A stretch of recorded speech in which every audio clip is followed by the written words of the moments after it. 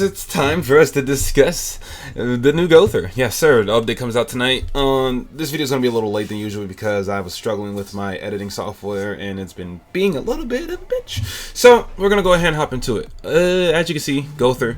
If you do not know, GOWTHER is my favorite sin. I had someone comment on my last video about why GOWTHER is my favorite sin, and it's really simple.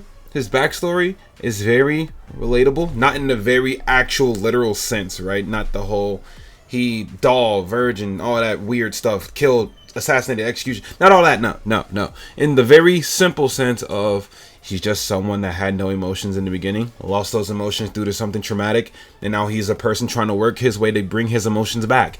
I love that storyline right there. It's a very simple yet great storyline, and that's why he is my favorite sin compared to like all the other ones. Like, yeah, sure, there's the Bond lovers and the Escanor lovers and the Meliodas lovers. Yeah, I know, they're all good. I love their stories too, but GOWTHER's the one that hit home to me because it's the one that's most unique to me and more relatable. Now that out of the way, new GOWTHER. He looks sick as fuck. I cannot wait to summon his character. It's gonna be so good. I love his outfit. I love his default outfit, to be completely honest. But, you know, it is what it is. Now, as you know, we're on global patch notes, so they don't show what the character does. So, we're going to have to go over there and do that shit ourselves. And this is what the character does. Let me go ahead and read it out for you. For every ally in 7 Deadly Sins characteristic present in the battlefield, increases allies' basic stats by 5%. So, if you have a full team of sins, you have a 15% basic stat increase. When the hero uses a buff card, which his buff card is there, applies rank reinforcement for 2 turns, and for every debuff removed from allies, increases allies' HP by 2% at a max of 20%.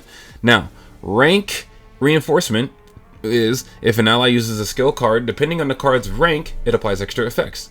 Which means if it's a 1 star, it gets 30% pierce rate. If it's 2 stars, it ignores critical resistance by 10%. If it's and up to 30, and it also gives 30% pierce rate. Okay, I see. And if it's a 3 star, it ignores resistance, ignores critical damage, defense, ignores crit resistance, and ignores critical defense. I would imagine it also gives them the pierce rate there too, so it just goes up in level every time, but who knows. So relatively simple for the rank reinforcement part of his passive. Now, at the start of allies turn, if 3 allies all share different races, so he's just red and green GOWTHER put together, you already know. If everyone's a different race and they all use 1 skill on that turn, rank ups the hero's cards. I'm assuming it ranks up everyone's cards, or is it just his? I really don't know. I'm going to assume it's everyone's cards because that doesn't sound very simple, if that makes any sense. But it ranks up everyone's cards. Allies with double race will be counted as 2 races. Okay, so if you pull out someone with like Gelda, how she's unknown and demon, that's 2 different races. Sigurd, human, demon, 2 different races. On top of him, that would be 3 different races.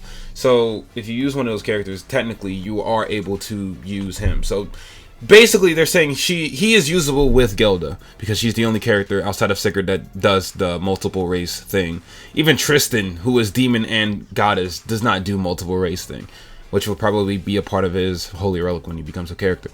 So yeah, pretty much very simple, and that's my video just got done.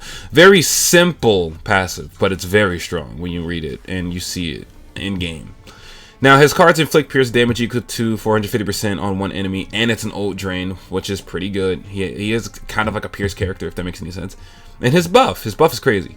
Removes all debuffs, increase skill ranks for all allies, and increase basic stats. But that's at rank 3.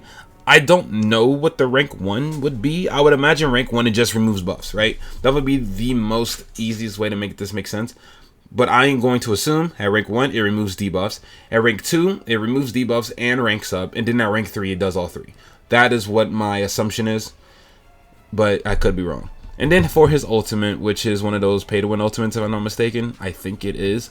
But it applies Protection of Peace to all allies for 3 turns. And inflict crush damage equal to 650% of attack on all enemies. And seals enemy skill cards effects, including ultimate moves for 2 turns. Now that's all at 6/6. I don't know if it does all of this at 1/6 because again I don't know the actual details into it. But basically, Crush is 20% more damage for each ult gauge, or each ult gauge in the ult gauge, obviously. Then the Protection of Peace is a basic stat increase. When the effect is removed, everyone's skills ranks up. So he loves to rank up skills. He's kind of crazy. His cards make so much sense, it's insane. But regardless, we move. Now we can go to the Ratatosker. New demonic beast battle. It's a little Squirrelian. He summons the demonic beast. He's insane. Because if you don't know an actual, like, Ragnarok mythology, whatever you want to call it, Asgardian mythology, I don't actually know which one it is. But he's the squirrel that protects the seeds of the world tree. And he's also the one that keeps the snake in bay. He keeps the snake under the tree, and he also stays at the root of the tree to make sure all the seeds of the tree don't get eaten by the snake. Something like that. Something along those lines. If you play God of War Ragnarok, you know who this character is, okay? And cool, he's the new demonic beast battle. Team is very weird. I'm probably going to stream it. I'm going to attempt to stream this to see if I can beat it with the team that I know can beat it, which is Trader Melly, Ragnarok Merlin, Jelly King, and I don't remember the fourth character. I want to say it's a Liz. I could be wrong though. But regardless, new guy, and we have 2 new holy relics. We don't know where they dropped from because Global's kind of hoeing us, but I assume this is probably through the new guy. So we get a Mael relic and Hawk Oslo. Hawk Oslo relic increased HP by 15%, which is pretty decent. When it first dropped, it said 50%, so I guess they nerfed it. But 15%, cool. He's a subunit, whatever. But Mael pretty much just gets damage increase every time a goddess ally uses a single target attack. So, and then he also gets an attack-related stat increase when a goddess ally uses an AoE. Pretty good. Pretty fucking good. But we'll get to that when we actually get a chance to get that. So, outside of that, GOWTHER's outfits. The first one, Mona. I'm not a fan of it. Looks cool, but the hat can go. I could probably rock the fit without the hat. The second fit is very cyberpunk edge runners. Yeah, it looks pretty good. I'm not a fan of the pants, but it looks pretty good. I like the haircut. I like the hairstyle. And the pink just looks nice. And then last but not least, his samurai outfit, which looks pretty good. The hairstyle could be different, but you know. This is a decent amount of outfits that you can mix and match here. And then, like, the weapons and GOWTHER's weapons were never really that prevalent, but we'll see. Now, new card set.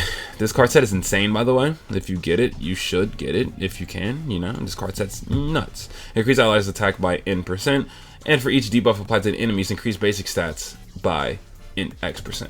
If there is a fairy ally currently participating in battle. So, you know, pretty good. And for the Ratatosker fight, this is a pretty good set, probably. Because you're going to have a fairy 9 times out of 10. Jelly King. So, we're moving on. I don't think anything else is, like, really relevant in this update. We get a decent amount of gems. I think that's around, like, 300 maybe? 300, 250? Something in that ballpark. But we also get 3 free multis. So, let's just say 360. Let's just go with a random ballpark of 360. Got our free multi here, so that's 4 free multis. Beautiful. 2 SUR pendants.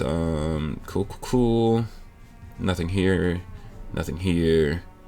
We're getting this shrine thing for Hawk, I guess. Picnic Hawk, which is in the... That's an easy game mode to do. You don't have to really worry about anything crazy, but that's an easy one. And after that, I think that's about it. Final boss Hawk. Cool, cute, whatever. And SR outfit, which I'm probably gonna have this as my favorite outfit. I love the SR outfit, which is the anime canon outfit for GOWTHER. I love it. And then anything else here? We got our rules. We're bringing this PvP stuff. We will get to that if it's relevant. Which one of them is? If you don't know, obviously because you watch Nagato Sword and every JP streamer ever, you know what's coming, and it's gonna be a good time. It's gonna be so fun in PvP. Like, Grandcross is the best it's ever been in a very long time, and I am for it. I'm just gonna be honest. Hawk Pass Shop, Gelda made fit. Okay, cool, I guess. Anything else? Nope. Bug fixes. The date of exposed abnormally on the knighthood chat. Cool. They added the SSR outfit. Okay, they finally added Arthur's SSR outfit. You can just buy it if you didn't get the 900 gems. And then Hero Arena. Special hero. Like, sure. Okay. Regardless, though, that's it. So we're really only getting a character and a bunch of cool PvP rules on top of Final Boss. And that's really it for this update. So, and overall, it's a pretty good update because it's going to be really PvP heavy this next 2 weeks. So, yeah. Oh, yeah, the banner, I guess. Where's the banner? Is the banner even shown on here? I don't think it shows the banner. It didn't. Because this isn't the banner. This is just the festival stuff. They didn't show the banner. Cool. The banner's probably mid. It probably only has GOWTHER. so don't gotta worry about anything crazy on the banner. Just go for GOWTHER. If you're not going for GOWTHER and you're just trying to pull for this fodder units, they probably suck. So yeah, that's gonna be the video for today. Like and subscribe, comment down below how y'all feel about this new GOWTHER. Me personally, I love this character. I love him in the show, I love him in the game, I love him in the series, I love him in Fortnite. He's gonna be my favorite character of all time. So I'll see you on the next video, and hopefully you'll have a wonderful day. Peace, and I'm out.